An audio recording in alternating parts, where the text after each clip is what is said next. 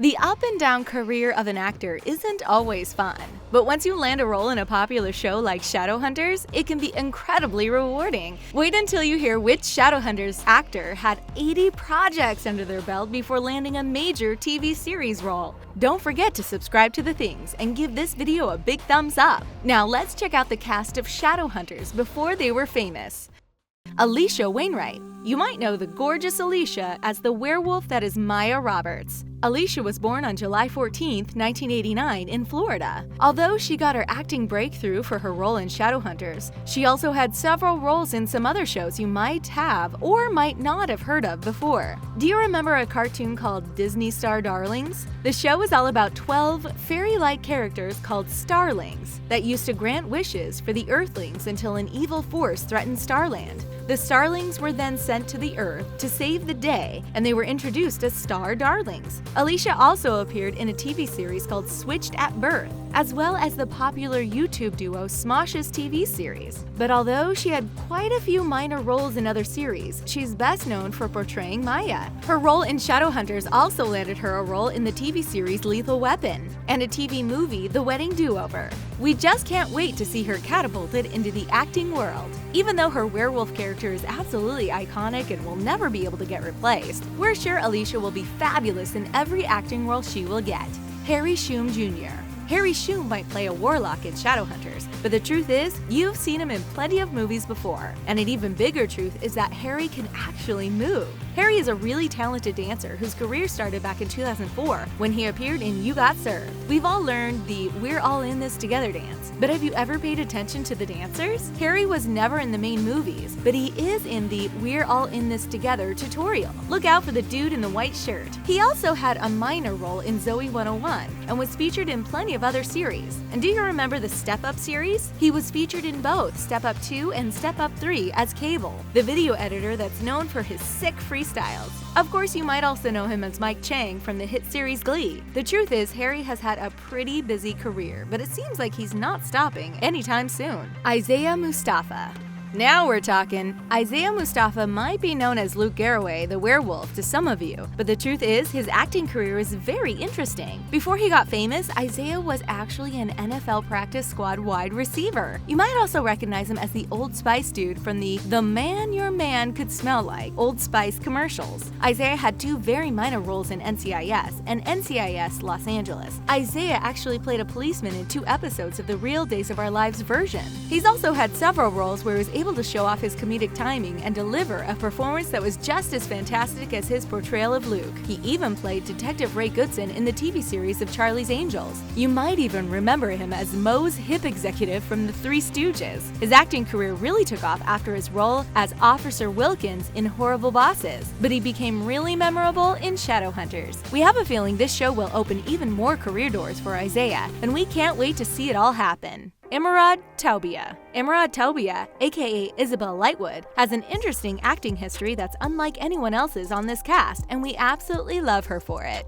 Emeraude's background in acting isn't as rich as some of the others we've talked about today, but that's because she was actually a model. She got massively recognized once people started noticing her in Shadowhunters. If anything, this proves that all you need is talent, and Emeraude definitely is talented on top of being completely gorgeous. One of the first roles she landed was actually pretty big. She was cast as Elizabeth on a Nickelodeon Latin American show. She then landed a role in a popular Venezuelan telenovela before having her first main character role as Esmeralda in Tattooed Love. Seriously, she's a perfect telenovela actress, but we're really glad her talent allowed her to snatch some of the big roles. While her role as Isabel might be the role she's most known for, Tattooed Love shows Emeraude's fantastic acting skills. As of April 2018, it doesn't seem like Emeraude has any other roles booked apart from Shadowhunters, but we're pretty sure that fact will change in just a few months. Matthew Daddario. Now, here's another gorgeous actor whose face we always like to see on screen. Matthew frequently makes everyone's knees shake when he appears on the show as the strict and serious Alec Lightwood. You have to admit that that this man is absolutely divine to look at. But despite the fact that Matthew's wonderful at portraying Alec, this role was the first major role he got. He's absolutely talented, but it seems like he wasn't able to catch a break until Shadowhunters. Unlike the other actors on this show, Matthew was only cast in 9 roles before this, but they were all very minor. And while his castmates were mainly a part of various TV series, Matthew was only featured in movies. You might recognize him as Channing from Delivery Man or Aaron in Breathe In, but to be completely honest, we can't wait to see what will happen to Matthew's career after Shadowhunters. He deserves to be cast in a show like Riverdale, which will for sure make his career take off on a new level. He might be known as the hot guy from Shadowhunters, but we have a feeling he deserves much more. Alberto Rosendale. The insanely talented Alberto Rosendale is absolutely wonderful as Simon the Vampire. His acting resume is actually even shorter than Matthew's. Before his Shadowhunters fame, Alberto only appeared in 2 TV series and 2 short movies. If you're a Law & Order fan, you may have seen him in the Special Victim Unit series where he played Jordan Messina. But apart from these minor episodes, Alberto actually hasn't been exposed to the acting world before he became instantly famous with Shadowhunters. But it seems like acting isn't the only future for Alberto. He's also been credited as the executive producer for a short movie called My American Identity Project, which shows interviews with people talking about what they believe is their American identity. As of April 2018, Alberto doesn't seem to have any other acting projects booked, but we're sure that will change soon.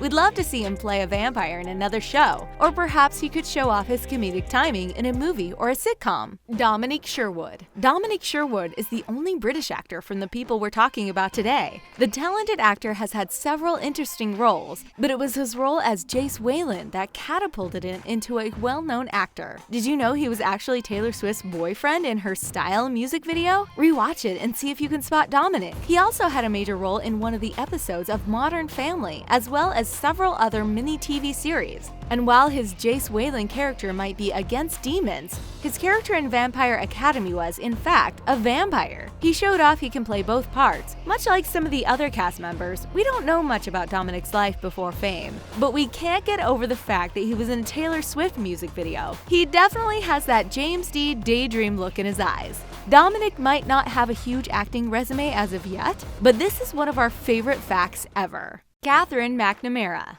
Now, if there's anyone that has had a long acting career, it's Katherine McNamara. She definitely deserves to be the star of the show because, by the looks of it, it was a long road to get there. Before she became famous, Katherine had several minor uncredited roles in various TV series. Just like Alberto, she also appeared in the Special Victims Unit version of Law & Order. However, her episode was featured 5 years before Alberto's. She also had an uncredited role on 30 Rock and even appeared on a Glee episode as a bunhead. You could also find her in Jessie, Kickin' It, and even CSI. Seriously, we'd be here all day if we talked about all the series and movies Katherine's been in. But despite her keeping busy, her acting talent got massively recognized after she appeared on Shadowhunters as the stubborn Clary Fairchild. Katherine's acting career is a living proof that things take time, but you have to be patient and just keep on doing what you love. Good things always come to those who wait. And look at her now, playing a lead role in one of the most awesome TV series ever. What an inspiration! David Castro.